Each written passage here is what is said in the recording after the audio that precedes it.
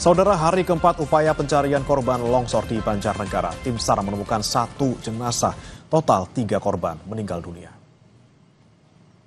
Jenazah korban longsor berjenis kelamin perempuan berusia sekitar 50 tahun.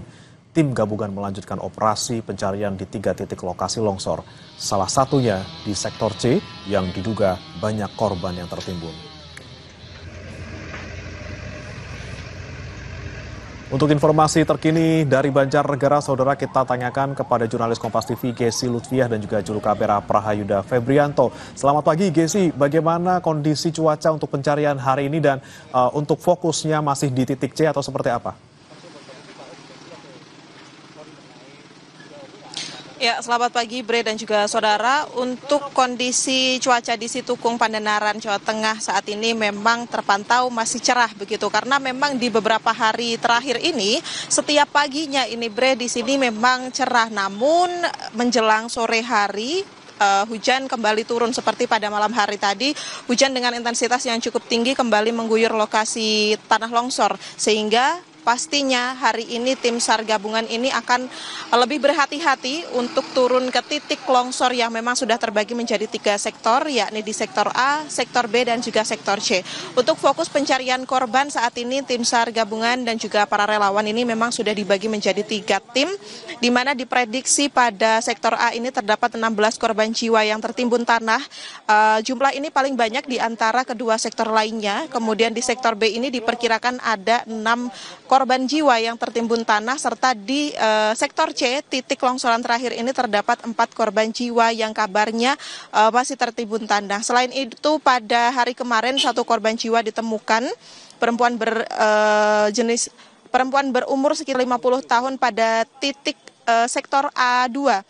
Sehingga fokus pencarian juga saat ini masih bisa menggunakan alat berat, kemudian juga anjing pelacak dikerahkan ke 3 sektor ini untuk mempercepat penemuan jenazah yang masih terkubur.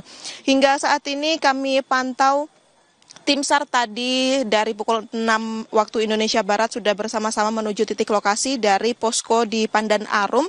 Mereka juga sudah mengupayakan penyudetan terhadap air yang di beberapa titik ini memang masih menggenang, Bre dan juga saudara, khususnya pada sektor B ini ada embung begitu atau lekukan tanah yang memang berisi air, sehingga pada titik tersebut merupakan titik krusial yang ditakutkan jika cuaca ini masih sering hujan dengan intensitas tinggi akan memicu adanya tanah longsor susulan, sehingga difokuskan pada titik atau sektor B ini ada penyudetan kemudian pemaksimalan pompa air untuk mengurangi air yang berada pada sektor B.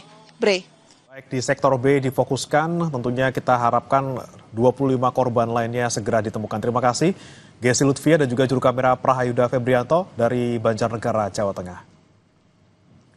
Sementara saudara, hari ke-7 pencarian korban longsor tim di Cilacap, tim SAR kembali menemukan 2 korban meninggal. Area pencarian juga dipersempit di 2 lokasi. Ini tim SAR akan fokus pada 2 titik pencarian di Desa Cibenying, Majenang. Sepekan pasca longsor, total 20 orang meninggal, sementara 3 lainnya masih dicari.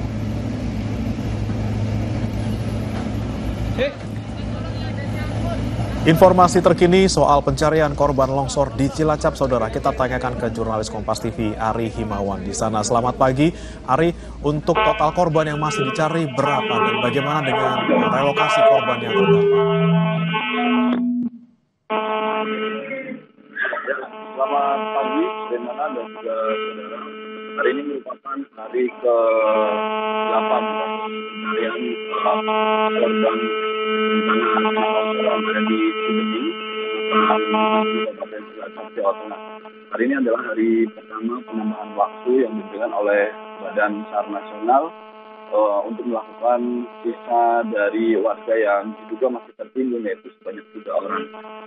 Sementara korban yang ditemukan hingga 8 hari ini sudah 20 orang yang ditemukan dalam kondisi meninggal dunia.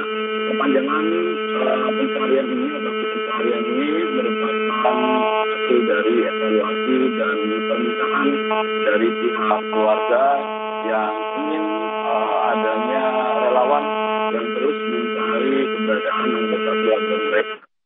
Sementara pihak Basarnas memperpanjang waktu pencarian ini maksimal hanya 3 hari, Bremana. Oke, baik, kita nantikan Ari dari sana pencarian 3 korban yang masih hilang. Terima kasih Ari Himawan melaporkan langsung dari Banjarnegara, Jawa Tengah. Selamat bertugas kembali. Saudara, jangan beranjak, kami akan kembali dengan informasi rapat Dewan Gubernur Bank Indonesia yang digelar 19 November untuk pertama kalinya mengundang Kementerian Keuangan. Kemenkeu hadir diwakili Wakil Menteri Keuangan Thomas Jiwandono. Muncul pertanyaan publik, apakah ini ada potensi intimidatif? Kompas Bisnis akan membahasnya usai jeda. Bersama rekan saya, Putri Oktavian.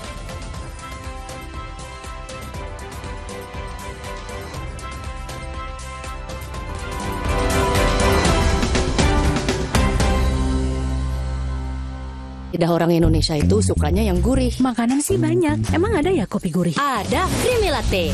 Dibuat dari kopi grade Brazil, gurih susu New Zealand. Benar, gurih. Iya, gurih. Creamy Latte, kopi latte, gurih. Duh, minum Oskadon SP. Nyeri otot punggung, sis. Minum Oskadon SP.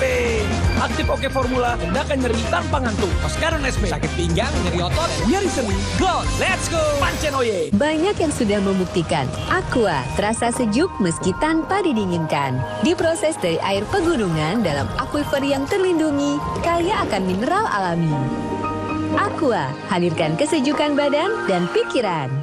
Baru, Indomie nyemek Bangladesh E. Kolaborasi viral bareng pelopor mie Bangladesh E. Rempah dan nyemeknya, ini baru Bangladesh E. Indomie nyemek Bangladesh E. Nyemeknya baru, rempahnya skala pitu. Di setiap kilau cahaya listrik yang menyala, ada semangat para pahlawan yang hidup di dalamnya. Di momentum Hari Pahlawan ini, PLN terus melanjutkan perjuangan bukan dengan senjata, tapi dengan karya dan pengabdian untuk negeri. Dari kota hingga pelosok desa, PLN hadir menerangi setiap langkah bangsa, mewujudkan sistem kelistrikan yang merata dan berkeadilan. Jeruk sama kelapa enak nih, dua-duanya ada. Floridina Koko, enaknya orange juice dengan bulir jeruk asli. Jadi satu sama segernya kelapa. Pas digigit, ada kenyal-kenyal Koko Beans-nya. Floridina Koko, kelapa jeruk pertama di Indonesia.